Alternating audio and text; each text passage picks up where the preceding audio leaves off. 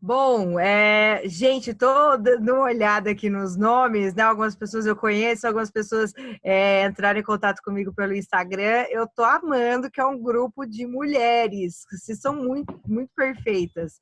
É lógico, né? A própria revista tem esse apelo mais feminino, mas poxa vida, que demais. A gente ter tanta mulher querendo aprender e falar sobre vinho, bora dominar esse mercado também. Venham, sigam comigo. Olha, eu sou a Jéssica Marinzec. Eu trabalho no mercado de vinhos há quase 10 anos. Comecei trabalhando como sommelier em restaurantes mesmo. Eu não morava no Brasil, eu morava em Malta, que é uma ilha no meio do Mediterrâneo. E aí, de lá, eu comecei a estudar em Londres. Então, eu fazia os meus cursos, as minhas especializações, até que eu caí para a parte mais de varejo, de importação, e eu adorei, assim, gosto muito desse mundo. Gosto também da parte de serviço bastante, mas quando a gente trabalha no mercado, ainda mais dentro do Brasil, que ainda não é tão desenvolvido, a gente meio que ataca, cruza, defende, vai por gol, a gente faz um pouquinho de tudo. Então, nesses quase 10 anos de trabalho com vinho, eu já produzi vinho, ajudei, né, a produzir vinho lá na Califórnia, trabalhei com vinho em Berlim também, e também nesse período tive uma loja de vinhos, tive um quiosque de vinhos no Shopping Cidade de São Paulo, que fica na Avenida Paulista. E aí, tô na Evino, para quem não conhece, a Evino, putz, deveria, eu gosto muito da empresa, eu já tive uma passagem na Evino e retornei esse ano. A Evino é a segunda maior e-commerce de vinhos da América Latina, é o maior importador de vinhos franceses, espanhóis e italianos, então cada vez mais a Evino cresce e a busca por rótulos é incessante, assim. As pessoas perguntam, mas pô, sempre tem novidade na Evino? Sempre tem novidade na Evino, cara, o time de compras da Evino não para. Inclusive, já quero deixar aqui de antemão que na homepage, no site da Evino, tem uma seleção especial para quem está participando desse workshop. Então, pode ir lá, vai estar escrito Casa TPM, e vocês podem acessar uma seleção bem bacana que eu ajudei a fazer com desconto, tá?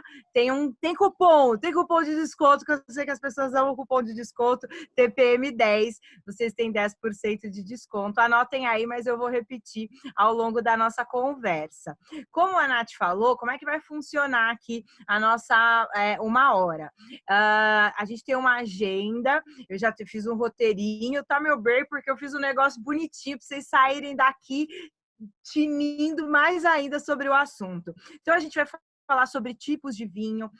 Eu escolhi algumas uvas, não dá para falar de todas, porque não tem como, num espaço curto de tempo, a gente abordar todas, mas escolher algumas uvas para a gente decupar, para a gente entender aromas e tudo mais. Vamos falar de harmonização. Olha, toda terça e quinta a gente tem live lá no Instagram do Evino. E o que a galera mais me pede é harmonização. É impressionante como as pessoas gostam de harmonização. Então, a gente vai falar disso. E mais para o final, eu vou falar sobre mitos do vinho. A gente vai acabar com alguns mitos aqui. A gente vai tirar os enochatos de lado, todo mundo que é mala do vinho, todo mundo que bota regra no vinho, a gente vai aprender a ignorar essas pessoas e a gente vai se empoderar no vinho também, porque vinho não deixa de ser autoconhecimento, tá? Eu vou falar sobre degustação e até na harmonização, então também tem um lance de você entender os seus gostos pessoais, certo? Quando eu falar para a Nath, mandem as suas perguntas no chat. Eu vou separar os últimos 15 minutos para responder as perguntas de vocês. Então, aproveitem, esse é o momento, tá? E se não der tempo, porque a gente tem tempo limitado aqui na nossa live, fiquem à vontade para me procurarem. Eu sempre respondo. Posso não responder depois, porque amanhã que é domingo, mas eu vou responder certamente. Sempre estou lá. Certo? Bora lá. A gente vai começar do basicão, cara. A gente vai básico, básico e vai subindo esse conhecimento. Tipos de vinho. Clássico, branco, tinto e rosé. Pô, Jéssica, sério mesmo, você está começando a falar que os tipos de vinho são brancos, tintos e rosés? Eu sei disso, né? Claro, eu sei que você também sabe disso, mas vamos entender um pouquinho o que cada estilo de vinho de fato quer dizer. Primeira coisa que a gente precisa ter em mente, vamos pegar o vinho rosé. Ah, já ouvi inúmeras vezes, primeiro que todo vinho rosé é doce. Gente, essa é uma das maiores mentiras que a gente pode ouvir no mundo do vinho. Nem só que todo vinho rosé é doce, mas ou todo espumante, todo vinho feito com moscatel é doce. Quem decide se um vinho vai ser seco ou se o vinho vai ser doce é o produtor, não é o estilo de vinho, não é a uva. Um produtor pode fazer um vinho feito com Cabernet Sauvignon doce, se ele quiser. É o produtor lá na vinícola que decide, tá? Então, nem todo vinho rosé é doce. A gente pode encontrar vinho rosé mais sequinho. E como a gente está aqui numa maioria de mulheres, né? E nem todo vinho rosé, só porque é mulher é que gosta de tomar rosé. Não, mulher gosta de tomar rosé, gosta de tomar tinto, tinto encorpado, branco. Não importa, não tem um vinho mais feminino e um vinho mais masculino. Isso é sobre gosto. Se você gosta de um vinho com um pouco mais de doçura, tá tudo certo. Não deixa ninguém falar para ti que esse vinho não é de qualidade, porque a gente tem vinhos de sobremesa mais docinhos que tem uma baita qualidade, que são super caros, tá? E tem alguns vinhos mais secos que tem uma qualidade inferior. Então, assim, a qualidade não tem nada a ver com gosto pessoal. Você pode acessar um vinho e pode falar, putz, não gostei. Mas falar que ele é mal feito, aí é um longo caminho, que a gente vai chegar nele também durante a nossa conversa, certo? Então, brancos, tintos e rosés, outras formas da gente classificar o nosso vinho é o espumante, o vinho tranquilo e o vinho fortificado. Eu acho muito engraçado quando as pessoas falam assim: ah, você quer tomar um quê? Um vinho ou um espumante? Gente, espumante também é vinho, né? Então você quer tomar o quê? Um vinho tranquilo ou um vinho espumante? Qual que é a diferenciação? Para a gente poder fazer um vinho espumante, existem dois processos muito básicos. Para eu fazer um vinho, e eu já vou até mostrar que eu estou tomando hoje um vinho branco aqui, que está um dia de sol muito bonito, eu decidi abrir um branco. Então, quando o produtor decide fazer esse vinho aqui, a regra é muito simples de começo, tá? Esse produtor pega a uva, esmaga essa uva, e aí esse líquido que sai dessa uva, que é um líquido com açúcar já, eu não estou falando de açúcar colocado ali desse líquido, esse líquido açucarado vai virar o vinho. Como é que ele vira esse vinho? Gente, ele vira o vinho por conta de um negócio que chama fermentação alcoólica. E toda fermentação precisa do quê para começar? De fermento.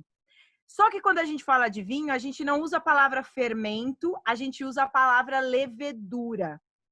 Então, para eu transformar o suco da uva em vinho, eu vou pegar esse suco, eu vou colocar levedura. A levedura, ela é como se fosse um Pac-Man. Ela vai comer açúcar, a levedura é formiguinha. Ela vai comer o açúcar que tem nesse líquido da uva vai virar álcool e aí a gente tem esse vinho. Então é basicamente assim que a gente faz vinho, tá?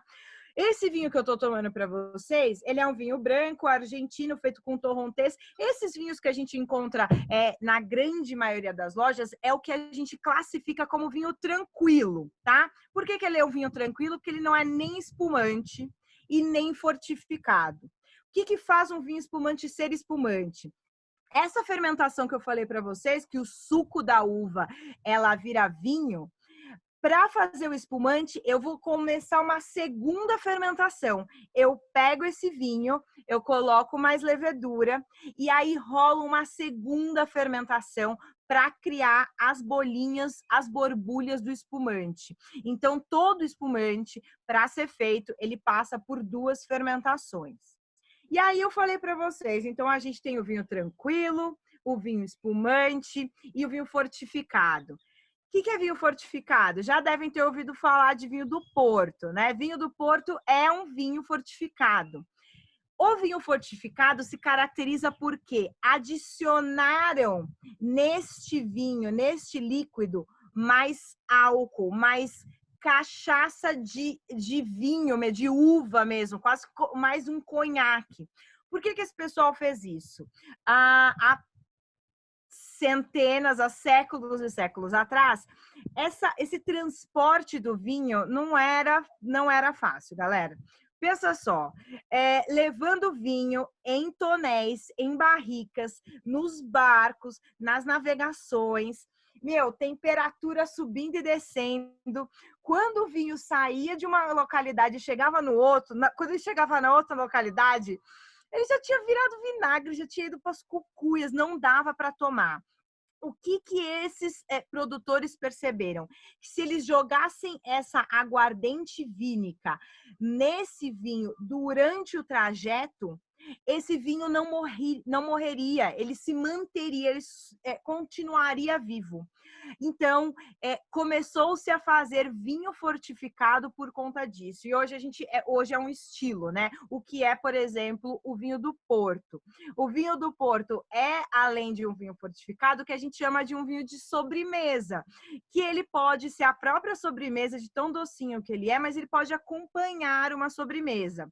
E na hora que a gente vai lá de harmonização, vocês vão entender o que harmoniza com o quê. Pode deixar que vocês vão sair daqui a hora do almoço, já vai fazer uma harmonização maneira, ou pelo menos no jantar, certo? Então, esses são os estilos: branco, tinto e rosé, espumante, vinho tranquilo ou vinho fortificado, certo?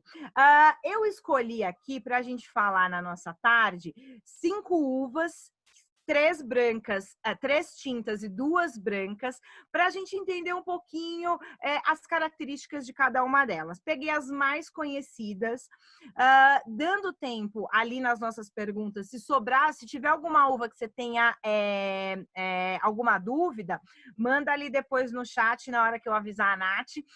Eu vou falar das seguintes uvas: Cabernet Sauvignon, Carmener, peraí, deixa eu ver. E a Malbec, é lógico, estava confundindo. E a Malbec, todo mundo gosta. Das tintas e das brancas, eu vou falar da Sauvignon Blanc e da Chardonnay. Se dentro dessa lista tiver alguma outra uva que vocês gostem e queiram conhecer mais, depois manda aí no chat. Mas bora lá, vamos conhecer essas uvas um pouquinho. Vamos falar da Cabernet Sauvignon. Gente, a maioria das uvas que a gente vê para produção de vinhos finos, né, que são os vinhos que a gente toma no nosso dia a dia, elas se chamam vitis vinífera. Não precisa decorar esse nome, mas o que vocês precisam entender é que a vitis vinífera, a Cabernet Sauvignon, a Malbec, a Chardonnay, tudo vitis vinífera. São uvas que a gente fala que são de origem europeia. Elas, na verdade, surgiram mais ou menos na região do Cáucaso, onde está a Geórgia hoje, tá? Mas a gente fala que são vinhas europeias. Essas uvas, essas vitis viníferas, elas são mais legais para a produção de vinho. Veja o que eu digo, são mais legais. Elas não são as únicas que fazem bons vinhos. Mas elas são mais legais porque elas são bem menores do que as uvas de mesa que a gente vê, tipo a Thompson, né, que a gente compra na feira. Elas são bem menores e elas têm uma casca mais grossa. O que acontece? Qual que é a diferença? Elas têm um sabor mais concentrado do que a uva de mesa. Então, quando alguém fala assim, vinho feito com uva de mesa é tudo ruim. Não é tudo ruim, não é bem assim. É, na verdade, um vinho, em geral, mais simples, mas não quer dizer que é ruim. Então, a Cabernet Sauvignon é uma dessas vites. Ela, na verdade, tem uma origem francesa, tá? Ela tem a origem na região de Bordeaux, lá na França. A Cabernet, ela tem uma casca grossa. Uvas tintas com a casca mais grossa, elas têm o tanino mais elevado. E o que é tanino, né? Tanino é aquela sensação de secura que dá na boca quando a gente toma alguns vinhos. Mas vejam bem, essa sensação de secura não é problema. Não precisem ter medo da sensação de secura que esses vinhos dão em boca.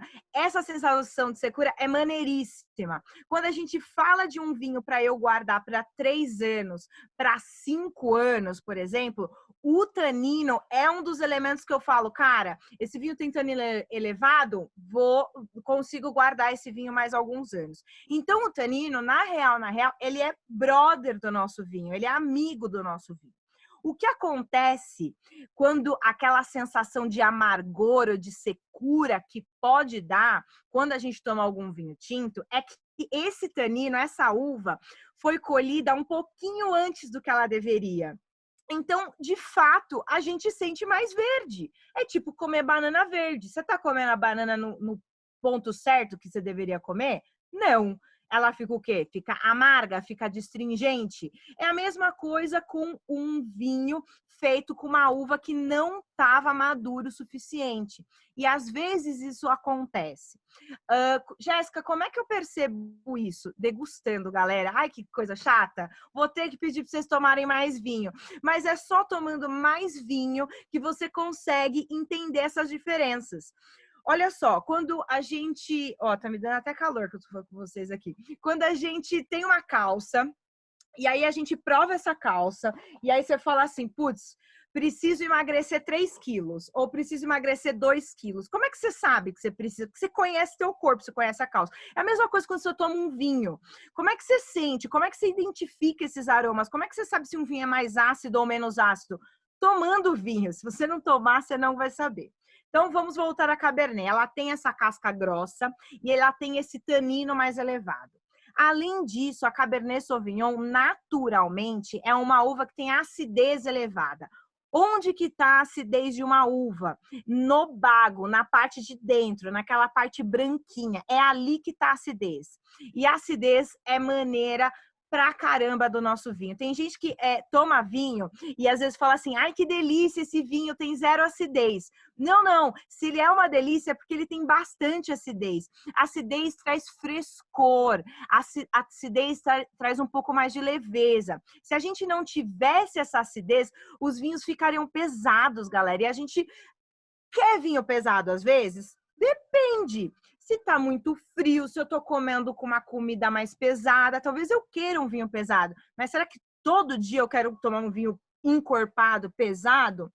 Não necessariamente. Então, a acidez elevada ajuda. E a Cabernet tem tudo isso. Então, ela tem tanino, ela tem acidez. Então, os vinhos feitos com Cabernet Sauvignon podem durar mais tempo numa garrafa. 3 anos, 5 anos, quiçá até 50 anos, dependendo de onde esse vinho é plantado, onde essa uva é plantada. Além disso, naturalmente, o que a gente pode esperar de um vinho feito com Cabernet Sauvignon? Notas de frutas negras, cereja negra, ameixa negra. A Cabernet se dá muito bem quando ela passa em barrica. E a barrica, em geral, a barrica de madeira, ela aporta mais aromas para esse vinho. Então, notas de tostado, de baunilha, de cravo, todos esses aromas a gente consegue perceber numa Cabernet Sauvignon, tá bom? E ela parece bastante plantada, não só na França, como eu falei para vocês, mas ela ganhou o mundo inteiro, viu? Chile, Argentina, e ela pode aparecer tanto sozinha como numa mistura com outras uvas. Certo? Vamos para a próxima. A próxima uva é a Malbec. Malbecão, brasileirada adora. A Malbec também é uma uva de origem francesa, tá? Ela é também daquela região de Bordeaux, sudoeste francês. A Malbec, ela saiu da França, ela viajou no sentido de foi plantada em outros lugares, mas ela ganhou um grande destaque na Argentina e mais especificamente em Mendoza. A Malbec, ela gosta de climas mais quentes para ser plantada, tá? Ela não é uma uva que se adapta muito a climas frios. Mas como isso, Jéssica? Gente, compra plantinha. Não sei se vocês compram plantinha, eu na quarentena virei a louca da plantinha. Então, por exemplo, eu sei que a minha samambaia precisa de umidade, eu sei que a minha ficus lirata precisa de iluminação, eu sei que o meu cacto eu posso... Sim, como cada plantinha precisa de uma poda diferente, de uma luz diferente, é o mesmo plantando uva. E a Malbec não é uma uva que se adapta a climas muito frios. Tanto que ela se deu super bem ali em Mendoza, porque Mendoza, não sei se vocês sabem, mas é um clima desértico. Ali falta muita água, né? Então eles precisam de degelo dos Andes para poder irrigar as uvas, as malbequinhas plantadinhas lá.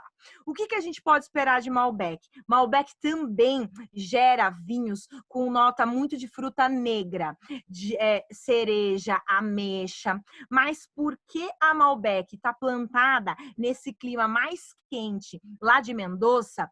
A fruta ela amadurece bastante. Não sei se vocês já perceberam, quando você coloca o nariz na taça e fala assim: nossa, será que esse vinho é doce? Doce é sabor, né, gente? Não dá para saber se um vinho é doce colocando no nariz. O que é isso? Esse dulçor que vocês percebem no nariz é a madurez da fruta. Muito provavelmente é um vinho que veio de uma região quente. É a mesma coisa que você comprar na sua casa uma ameixa hoje, sábado, aí você deixa em cima da mesa e você deixa na geladeira. Daqui a 3 dias você vai lá e morde a ameixa que está em cima da mesa e a ameixa que está na geladeira. Elas vão ter um gosto, muito provavelmente, completamente diferente. Uma vai estar mais fresca, outra vai estar mais madura. E é isso que a gente percebe quando vocês veem os sommeliers, né? O povo todo falando, nossa, que nota de fruta madura. Vocês devem falar assim, pô, essa pessoa tá me zoando, tá me tirando. Que mané fruta madura? Sim, é sobre... existe. É onde essa fruta foi plantada, essa uva foi plantada. Certo? Essa é a Malbec também se dá bem em madeira. A próxima uva que eu quero falar para vocês, que eu sei que brasileiro gosta muito e tem bastante por aí, é a Carmenère.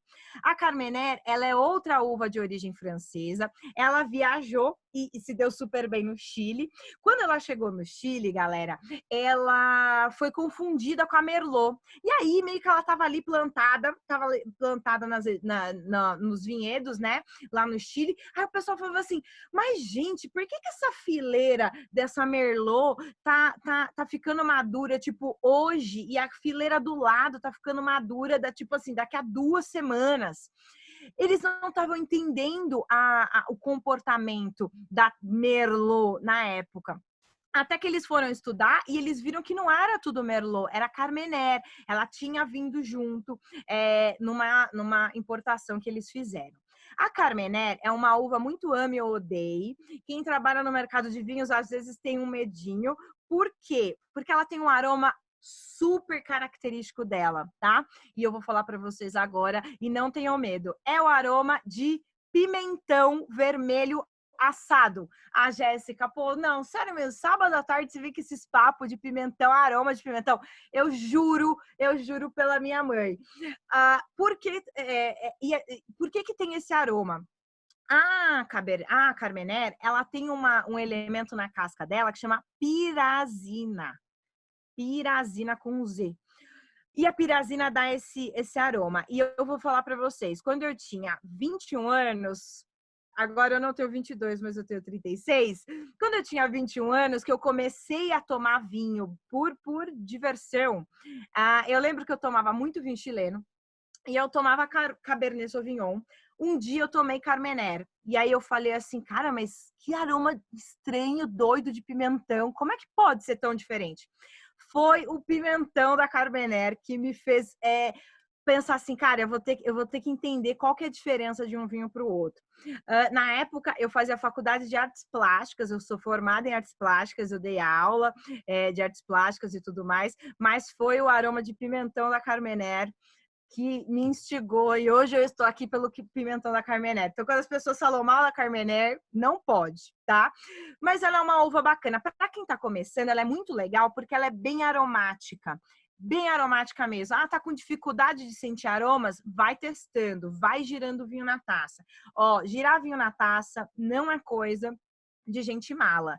Girar vinho na taça é maneiríssimo. Por quê? Porque os aromas de um vinho, essas moléculas, elas se quebram quando você gira o vinho na taça. E aí você aumenta, você libera mais desses aromas. Então, não tenham vergonha de girar o vinho na taça. Massa! A gente falou dessas 3 tintas, vamos falar de 2 brancas bem conhecidas. E aí eu quero começar falando da Sauvignon Blanc.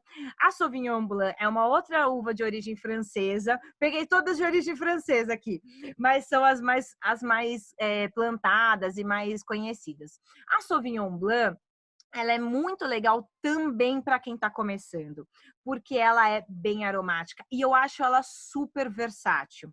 Ela tem uma acidez elevada, então para fazer a harmonização, a Sauvignon Blanc é bem legal.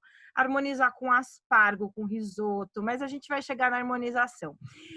E o lance dela, dessa coisa dela ser muito aromática, ela tem nota de fruta cítrica, de flor branca.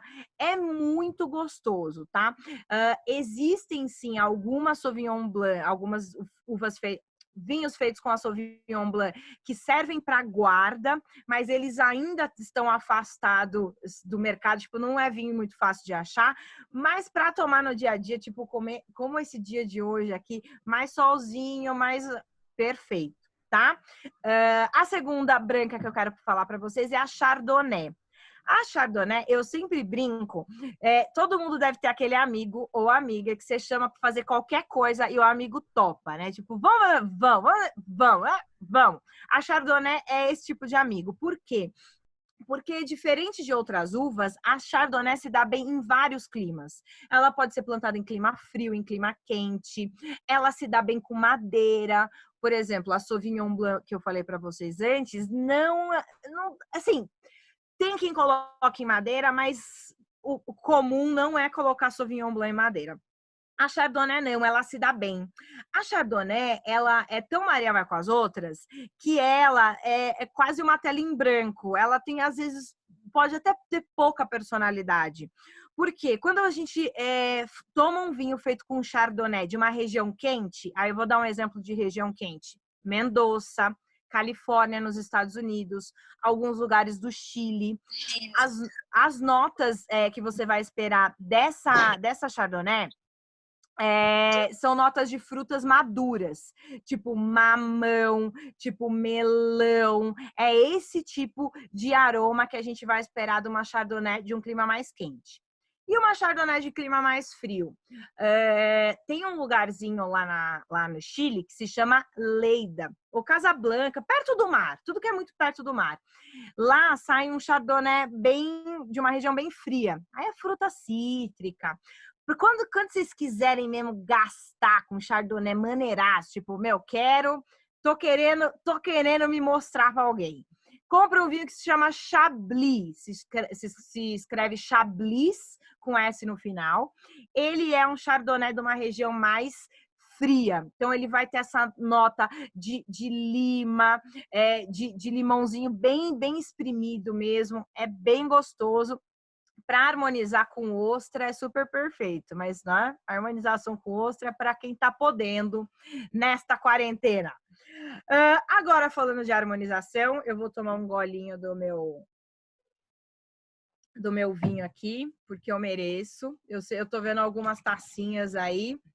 E já é o momento, viu, gente? Na verdade, eu abri a minha... Como eu ia dar esse workshop para vocês, eu abri a minha garrafa, era 11h15. Não me julguem. 11 da manhã no sábado pode, tá? Bom, bora lá falar de harmonização. Se ficou alguma dúvida, daqui a pouquinho já dá para mandar as perguntas e eu libero para a Nath. Olha só, primeira coisa que a gente precisa entender sobre harmonização é que o gosto pessoal importa. Não adianta nada eu falar para vocês que carnes vermelhas bem temperadas combinam com vinhos tintos com muito tanino, se você não gosta de vinho tinto com tanino, ou se você é vegetariano, por exemplo. Não adianta, porque assim, você tem que levar em consideração o teu gosto pessoal, porque é isso que vai fazer um vinho, cada vez mais você comprar vinhos corretos. Muita gente me pergunta, Jéssica, como é que eu consigo... Me indica um bom vinho? Mas o que você gosta de tomar, criatura? O que você gosta de comer? Assim, não adianta... tem muitos vinhos pontuados, né? Vocês já devem ter visto em sites. 90 pontos, 95 pontos.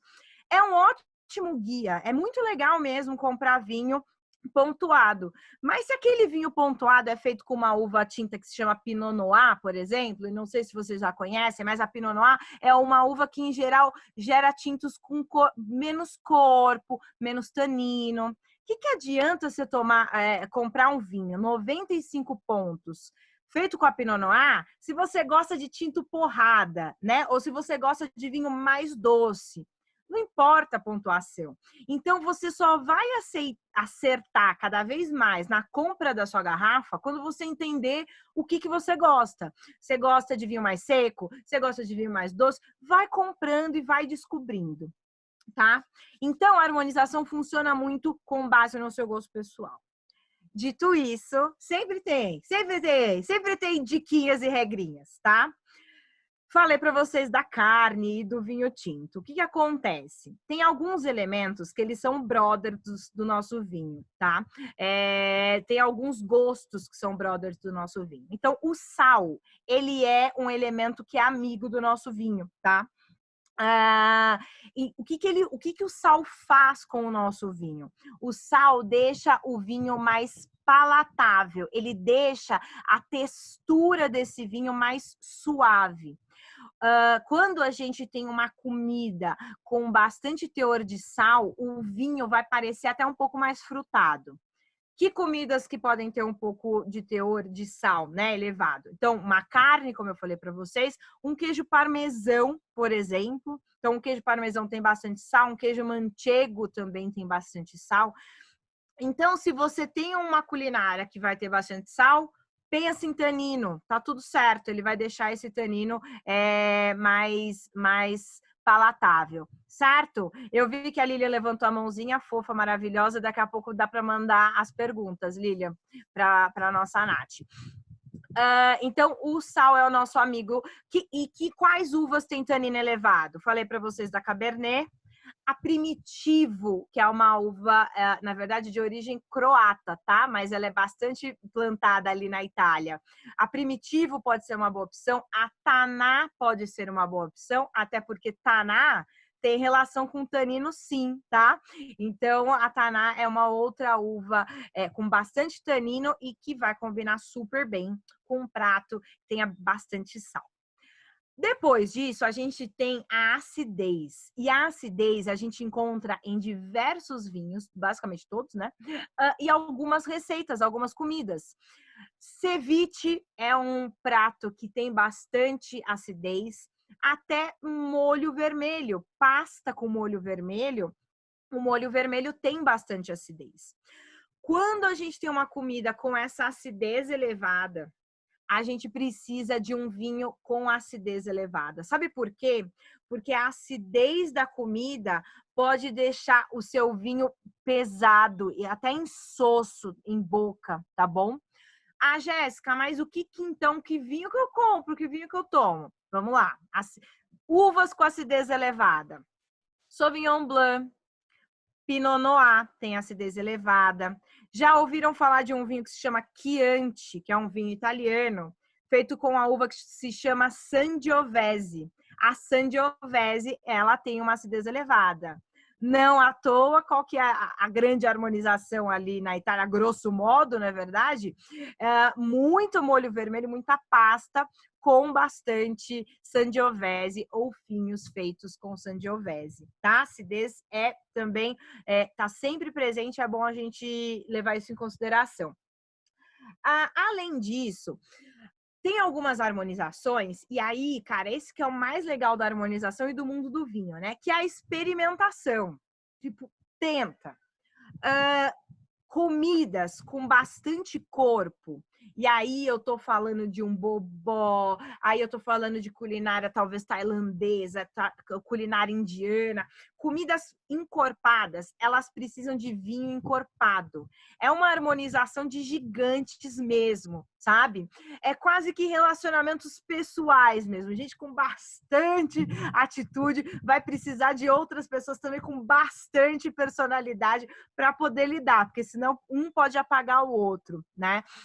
Então, quando a gente tem essas comidas muito condimentadas, a gente precisa de vinhos bem aromáticos. Falei para vocês alguns hoje. Carmener pode ser um vinho aromático bacana. A própria Sauvignon Blanc gera vinhos aromáticos legais para fazer harmonização. Mas tentem na sua casa. Algumas harmonizações, elas rolam pelo oposto, tipo, como esses sabores são distintos. Gente, goiabada e queijo. Goiabada e queijo não funciona pra caramba para um monte de gente. É uma harmonização por opostos. E às vezes no vinho isso acontece. Tem um queijo, que é o famoso queijo azul, né? Que é o gorgonzola, o roquefort. Esse queijo azul, sabe qual que é a harmonização perfeita de um queijo azul? Vinho do Porto, que é um vinho tinto doce. É o que a galera mais faz de harmonização, porque são os opostos, o doce com o salgado. Então, tentem na sua casa, peguem um risoto, tipo um risoto sei lá, de champignon, de cogumelo, não sei se vocês gostam. Abram 2 vinhos diferentes, se permitam. Aí abre um Pinot Noir, aí abre um Chardonnay. Prova os vinhos separados, prova o vinho com a comida. É só fazendo isso que vocês vão entender quais as melhores ou piores combinações para vocês. Tá bom? Beleza? Nath, eu acho que agora esse já é o momento, a galera pode mandar as perguntas. Eu vou começar a falar de alguns mitos do vinho. E aí, quando eu terminar dos mitos, a gente pode responder as perguntas de vocês. A Lilian, eu vi que levantou a mão. Lilian, se quiser mandar a sua pergunta pelo chat, a Nath vai coletar tudo e daqui a pouco ela me passa. Certo? Mais gente entrando aqui. Tô vendo caras conhecidas. O Márcio está aqui também. Oi, Márcio, tudo bom? Bora lá. Vem. Bom, vamos falar de alguns mitos do vinho e mitos que também vão ajudar vocês a comprarem melhor, né? A entenderem um pouco mais, porque no final das contas é isso que a gente quer, né? A gente quer aprender, mas a gente também quer comprar, né? Quer comprar bem, não quer gastar dinheiro à toa. Eu entendo. Bora lá. Rolha versus rosca, ou rolha versus screw cap, né? Para quem não conhece o que eu tô falando, o screw cap ou a rosca é esse fechamento aqui. Nem preciso perguntar para vocês se um é melhor que o outro, né? Não preciso. E a resposta é não. Se alguém um dia falar para vocês que um é melhor que o outro, o fechamento é melhor que o outro, não existe, tá, galera? São propostas diferentes. Em geral, os vinhos fechados com rosca, que é esse que eu mostrei para vocês, eles são produzidos para serem consumidos mais jovens. Isso é uma proposta do produtor, né? Não quer dizer que ele seja de menor qualidade, porque às vezes um vinho que é feito para ser consumido em até 3 anos tem uma baita qualidade pelo preço, tipo, entrega bem pra caramba e tá tudo bem. O vinho fechado com a rolha, ele, em geral, é usado para vinhos que vão ficar em guarda. E olha só, tá? Vinho de guarda não é vinho de 5 anos de idade. Isso não é vinho de guarda. Isso aqui é, assim, informação de insider. A gente nunca considera um vinho de guarda um vinho de 5 anos. O vinho de guarda vai ter 15 anos, 10, 20 anos. Isso que é vinho de guarda. 5 anos é vinho para tomar jovem, tá bom? E os vinhos fechados com rolha, em geral, são utilizados para esses de mais guarda. Por quê? A rolha é porosa e rola um contatinho. Não contatinho do celular, um contatinho do oxigênio da parte interna com a parte externa, tá? E esse oxigênio, ele vai deixar o seu vinho um pouco mais complexo. O oxigênio tem o poder de abrir o vinho, sabe? De mostrar mais aromas dele. Então, não tem melhor ou pior, tem proposta do produtor, certo? Minha Nossa Senhora, eu estou vendo as perguntas chegando. Vamos ficar aqui até domingo, meio-dia. Mas não, eu vou respondendo, que não dá para responder hoje. Eu selecionei algumas, tá? Tá bom, Nath. Não, aí tem muitas aqui. E aí eu faz assim, como é mais para a gente matar umas curiosidades, eu selecionei as mais assim que eu teria curiosidade em saber. Olha, a Nath usando em benefício próprio, Nath. Eu tô. Ó, a Salete perguntou aqui o que caracteriza um vinho ruim, um vinho mal produzido. Boa, boa, boa. Peraí, que eu só vou terminar eu vou responder a pergunta da Tá, Salete. boa. Vou terminar os mitos aqui, aí eu já ataco essa primeira pergunta. Outro mito que a gente precisa quebrar, mito não, né? Mas dúvidas que eu sei que vocês têm, é o que é o sommelier, o que é o enólogo e o que é o enófilo. Porque muita gente às vezes fala para mim assim, a Jéssica, minha amiga, aquela enóloga. Não, gente, não, tá? Qual que é a diferença? O enólogo é a pessoa que faz o vinho. O enólogo é a pessoa que vai estudar química num grande nível de detalhamento para fazer a produção. Esse enólogo vai entender da plantação, do solo, da altitude que tem que plantar essa uva, se a Chardonnay fica melhor aqui, se a Torrontés fica melhor ali. O enólogo estuda para fazer a produção. O sommelier é a pessoa responsável pelo serviço do vinho em restaurantes, em adegas, ou uma professora, ou é a pessoa que vende. O sommelier ataca na outra ponta. Enquanto o enólogo está nessa ponta produzindo, o sommelier trabalha na outra parte da cadeia, seja na parte comercial, fazendo a degustação. São funções diferentes. E o enófilo é a pessoa que ama vinho, né? Não sei se todos aqui, eu sei que tem a Claudinha que está estudando para ser enóloga, o Márcio eu sei que tem um pezinho no trabalho com vinho, mas se ninguém trabalha com vinho, só gosta, é enófilo, beleza? Essa é a grande diferença. Além disso, a gente falou um pouquinho aqui sobre vinhos que estão misturados, uvas sozinhas. Vamos usar o termo certo. Blend, assemblage ou vinho de corte. Essas três palavras. Blend, assemblage ou vinho de corte. Essas três palavras têm o mesmo significado, que é vinhos feitos com duas ou mais uvas. Então, quando alguém fala blend, assemblage ou vinho de corte, é isso. Quando alguém fala varietal, é o vinho feito com uma uva só. Não tem melhor e não tem pior. Tipo, não tem. São estilos de uma região, tá? Quando vocês compram um vinho feito em Bordeaux, lá na França, que na grande maioria das vezes é um corte, você não está comprando só uma Cabernet Sauvignon, você está comprando o estilo milenar de produção em Bordeaux. Eles fazem um blend, é uma alquimia. Eles vão pegando o que cada uva tem de melhor para fazer esse vinho, tá? Às vezes é muito mais difícil fazer um vinho com uma uva só, mas não quer dizer que é melhor ou não, mas é um pouco mais difícil, é um pouco mais desafiador, tá bom? Mas é só um estilão. Além disso, a nossa última parte de... não, essa é a segunda. É aqui, ó. Saca-rolha, eu peguei o meu para mostrar para vocês. Gente, se vocês puderem gastar R$19, R$24 para comprar um saca-rolha, comprem este modelo aqui, tá? Que é o que a gente chama do sommelier. Ele tem a faquinha para você cortar a cápsula, né? Que seria, no caso de vinho fechado com rolha, essa parte aqui. Ele tem o seu parafusinho para você colocar na garrafa. E ele tem, deixa eu fechar aqui para não me machucar, 2 níveis. Esse é o primeiro nível e esse é o segundo nível, para você apoiar na garrafa. Isso é bárbaro, não quebra a tua rolha.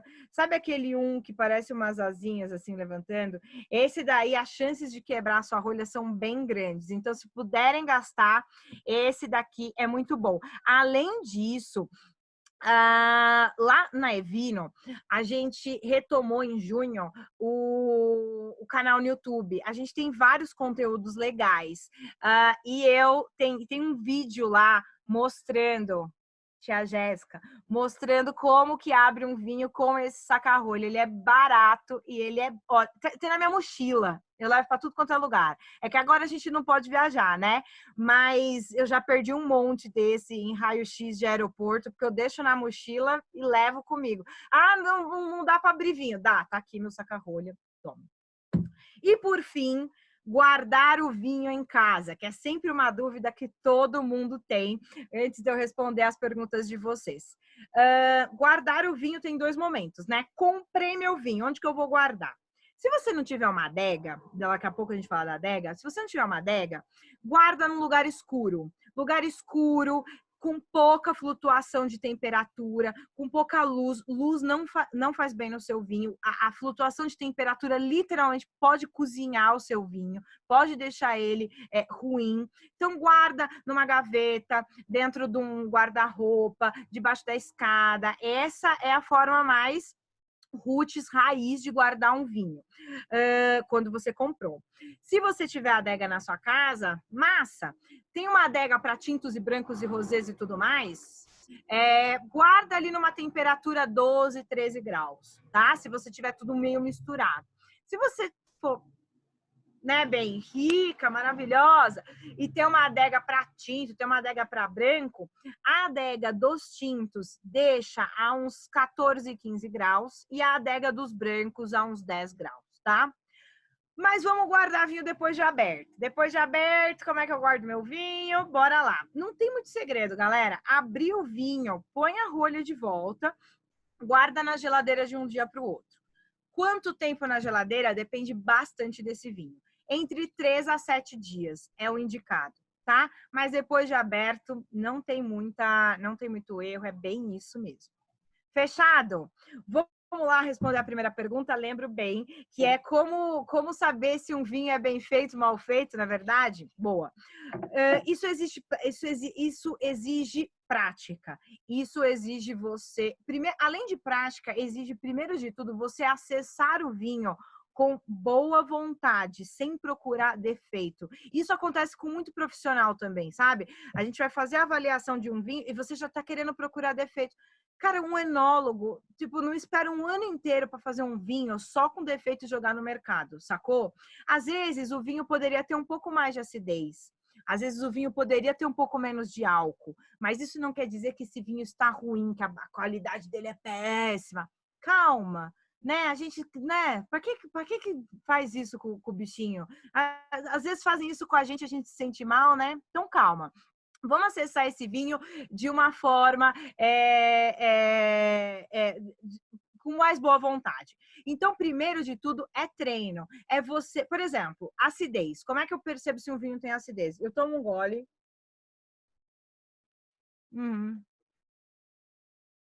Deixo o vinho passar na boca inteira. Engulo e abro a boca. Quanto mais rápido vier a minha salivação e quanto mais eu salivar, mais acidez tem o vinho. E isso é uma técnica que a gente faz na hora de degustar. O álcool a gente sente na garganta ou, às vezes, um formigamentozinho na gengiva. Esse vinho, você vai sentir talvez esse vinho queimando na sua garganta, mas está demais? Te incomoda? Vai além do que ele talvez deveria? Será que essa queimação que esse álcool dá... Tem álcool, você vai sentir queimar. Será que essa queimação desse álcool está sobressaindo sobre os outros elementos, sobre o aroma de fruta, por exemplo? Então, quando a gente acessa um vinho para entender se tem qualidade ou não, é se esses elementos, se o tanino, se o álcool, se a acidez, se a fruta, se eles estão integrados. Quando vocês leem que um vinho é equilibrado, é porque a gente, degustou e falou, putz, ninguém quer aparecer mais que ninguém. A fruta não quer aparecer mais que o álcool, que não quer aparecer mais que a acidez. Isso é treino. E, cara, e não vai, tipo assim, e desencana que daqui a uma semana você vai estar, a degustadora Mara. Não, vai aos poucos. E se você não gostar de um vinho e você não souber o porquê que você não gostou desse vinho, tudo bem. Só lembra qual que é o vinho que você não gostou. Ou às vezes da região, ou do produtor. Eu não gostei daquele Malbec. Tá bom, mas não quer dizer que todo Malbec é ruim. Então é treino, tá? Sempre me procurem se tiver dúvidas, porque é um processo, galera. Eu continuo estudando sobre vinhos. A Cláudia está aqui e a gente vai continuar, né, Cláudia? Sempre estudando, porque sempre tem coisa para aprender. Isso que é legal do vinho, porque sempre tem coisa para aprender. Boa, Nath, me mande a próxima. Próxima é da Flávia Six. Ela pergunta: depois de aberto, quanto tempo dura o vinho? Qual é a melhor forma de conservá-lo depois de aberto? Ó, então é isso. Abrir o vinho, tá com a rolha, coloca a rolha, guardar na geladeira 3 a 7 dias. Mas depende. Tem vinho que pode durar mais, tem vinho que pode durar menos. Gente, o vinho não é uma tabela no Excel. O vinho é vivo. O vinho, literalmente, o vinho nasce, o vinho cresce, tem o seu momento, o auge, e ele morre.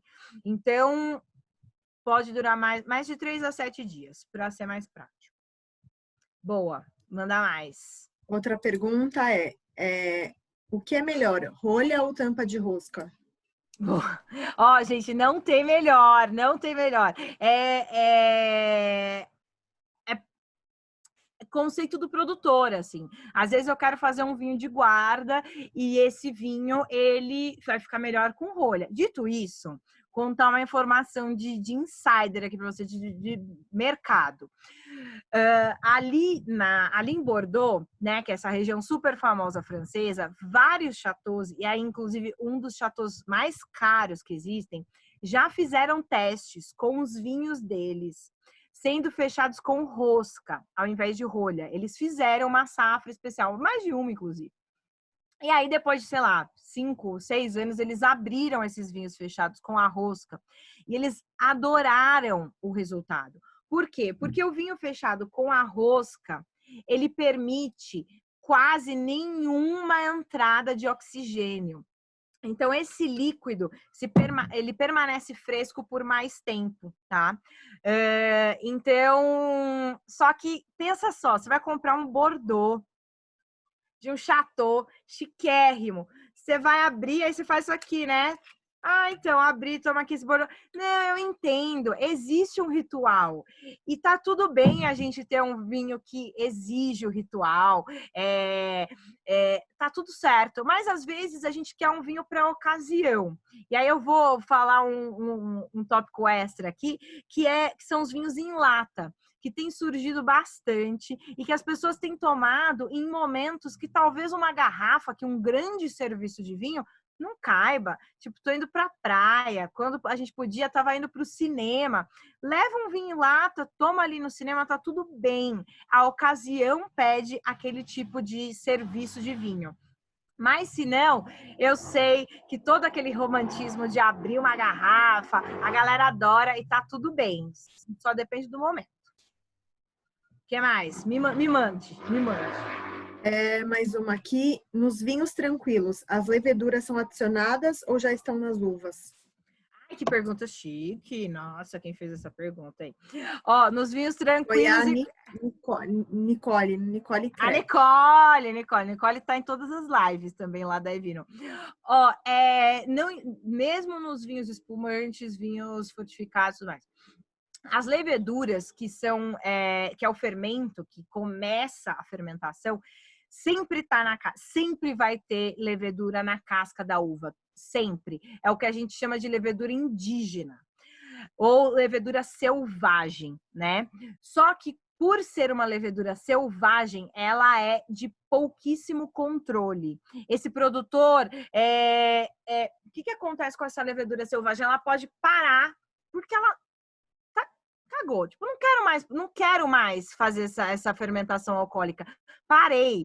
E, assim, até o produtor entender por que a levedura parou, ele pode perder o líquido inteiro. Tipo, ele pode perder um tanque inteiro até entender o que está acontecendo.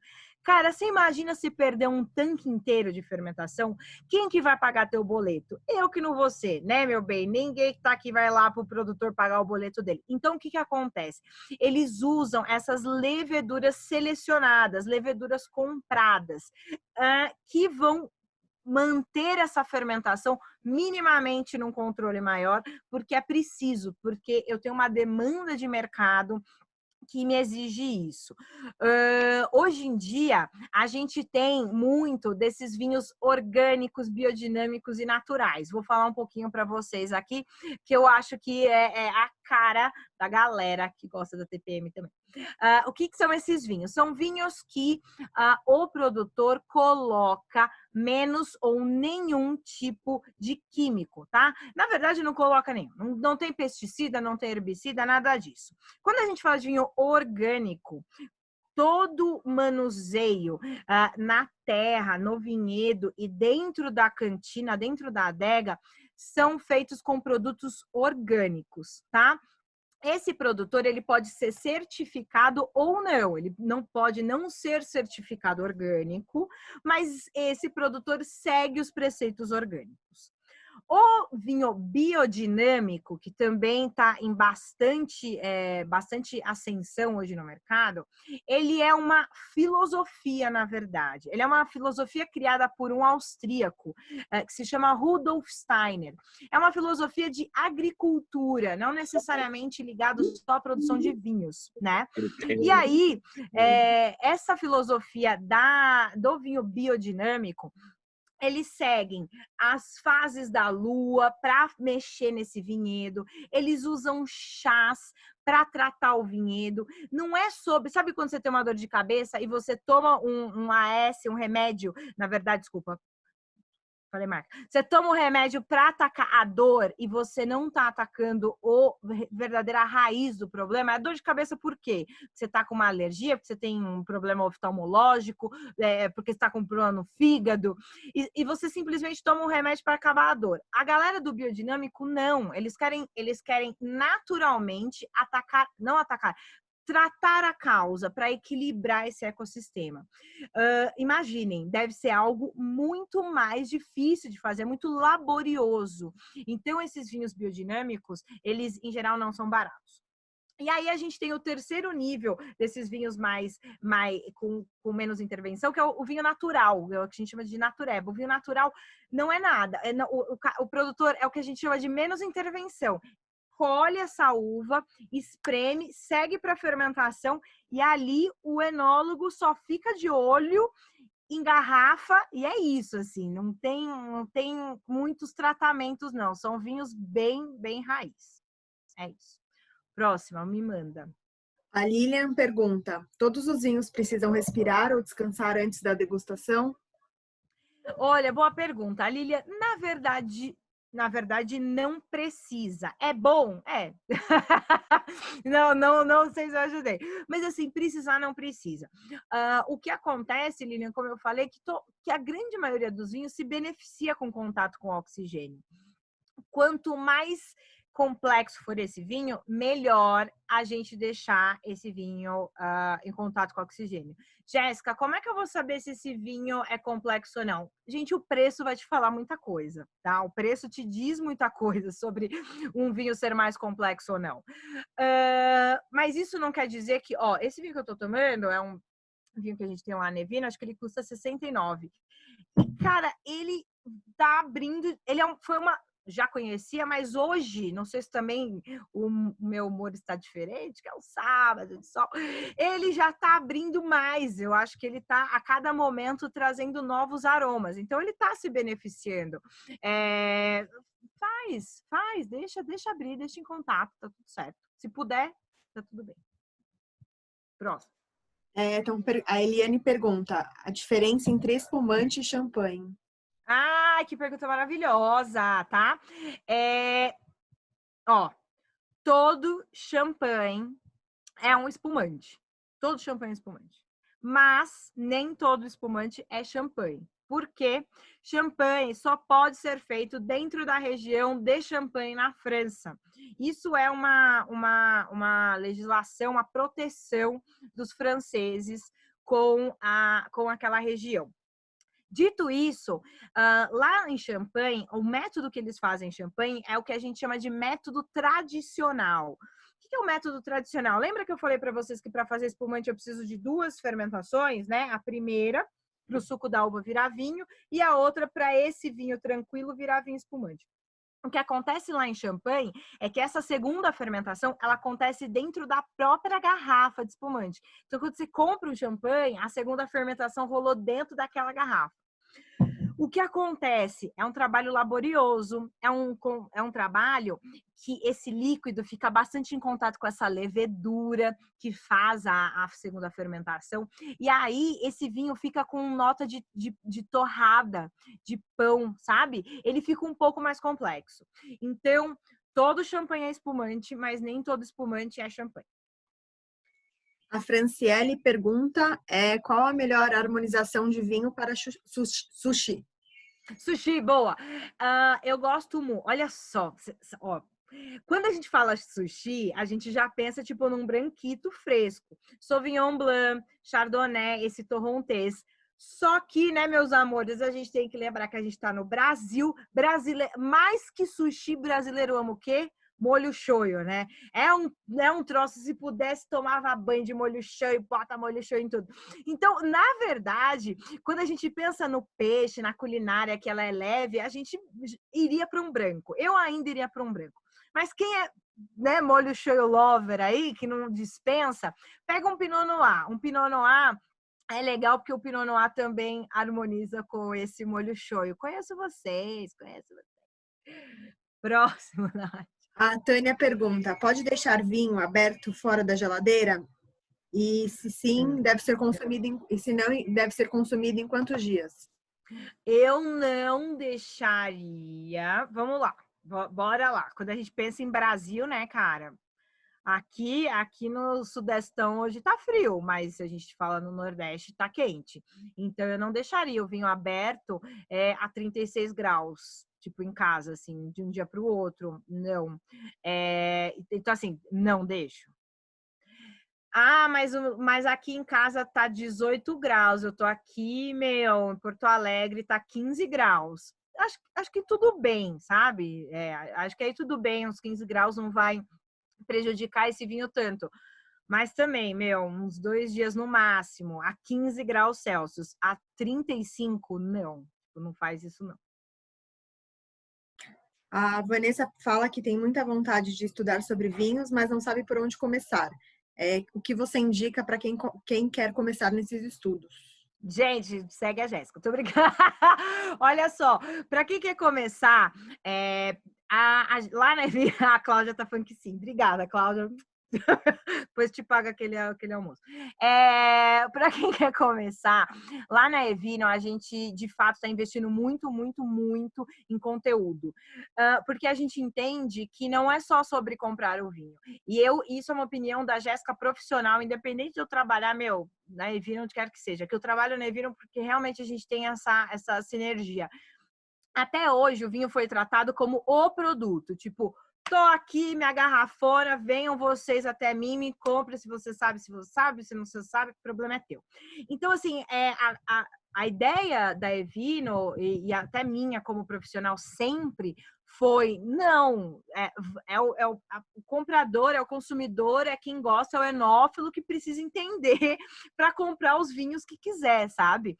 Então, a gente tem investido muito em conteúdo nesses últimos tempos, canal no YouTube nosso, da Evino, tem diversas dicas, a gente vai lançar vídeo toda semana, blog da Evino, diversos conteúdos também, as nossas lives, isso é tudo de graça, tá? Tipo, tá lá, a gente faz por amor mesmo a profissão.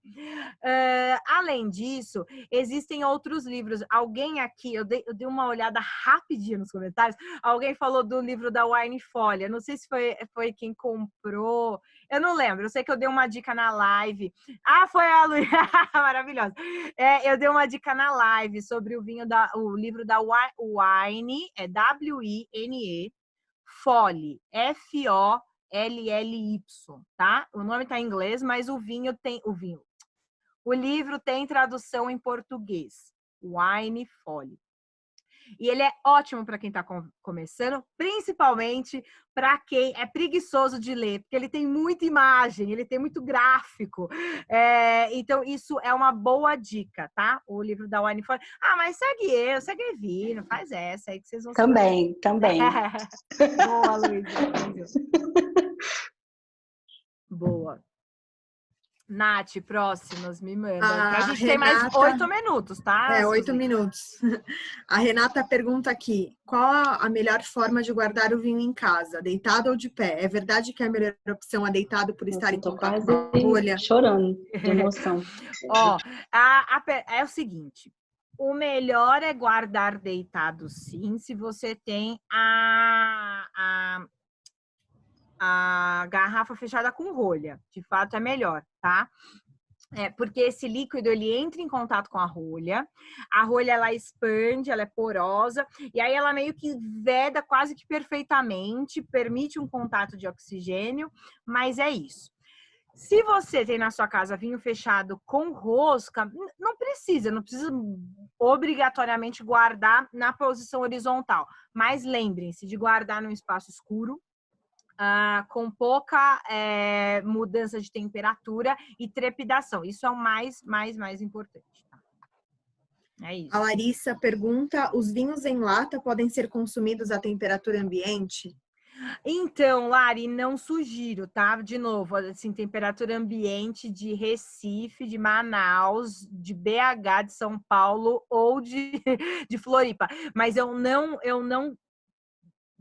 A grande maioria dos vinhos nunca temperatura ambiente. Tipo, temperatura ambiente só se tiver 18 graus, sabe assim? Então, vinho em lata, mesmo tinto, vai ali nos seus 15 graus. Os brancos, o branco e rosé 10, 12, tá? Mas temperatura ambiente não sugiro. O Wellington pergunta: quais os vinhos devo tomar para começar a entender e trabalhar o paladar?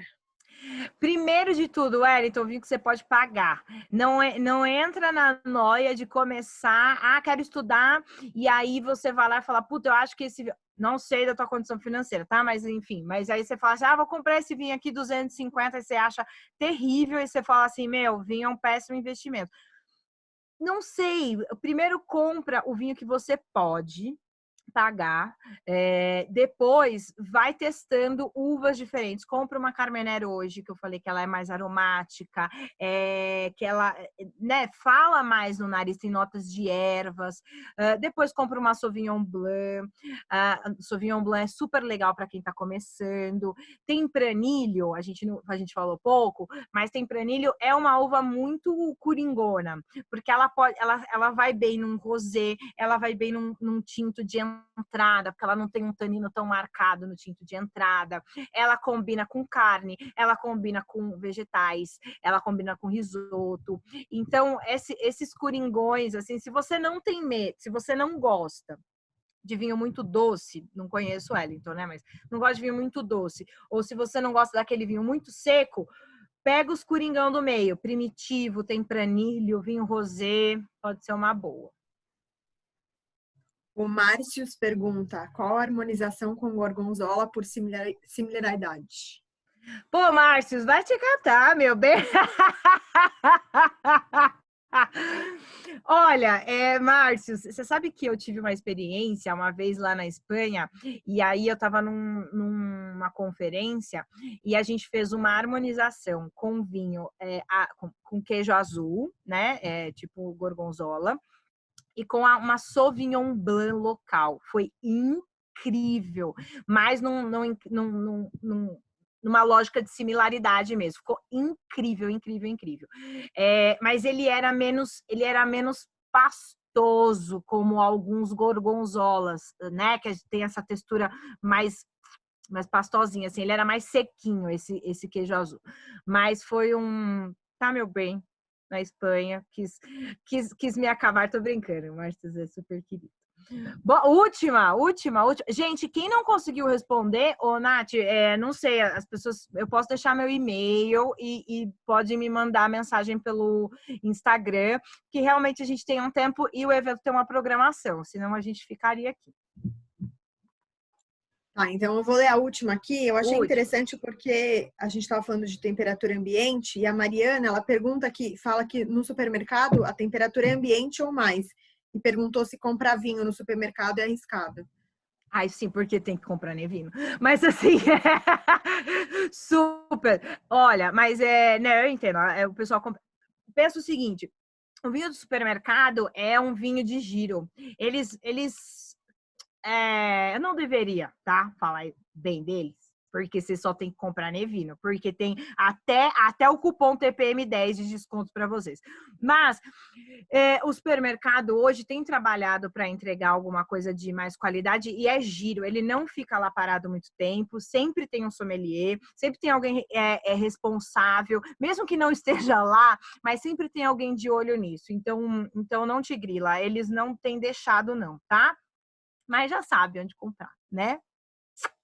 Beijo.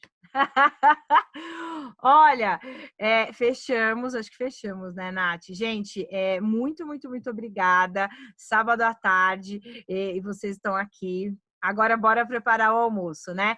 Me sigam, Jéssica Marinzec, eu estou em todas as redes sociais com esse nome. Lá na Evino também, se precisarem de alguma coisa, é só chamar. Obrigada de verdade. Nath, maravilhosa, obrigada pelo apoio. Obrigada a você, Jéssica. Obrigada, Evino. E eu quero lembrar que esse workshop faz parte de uma vasta programação da Casa TPM. Mais informações, dúvidas, @revista TPM. E eu, em algum momento no chat, eu vi que perguntaram se esse vídeo vai estar disponível. Sim, vai estar disponível. Fiquem atentos no Instagram da TPM, que a gente vai avisar quando subir o workshop inteiro. Tá bom, gente? Muito obrigada pela participação de todos. E é isso. Obrigada, Jé. Valeu!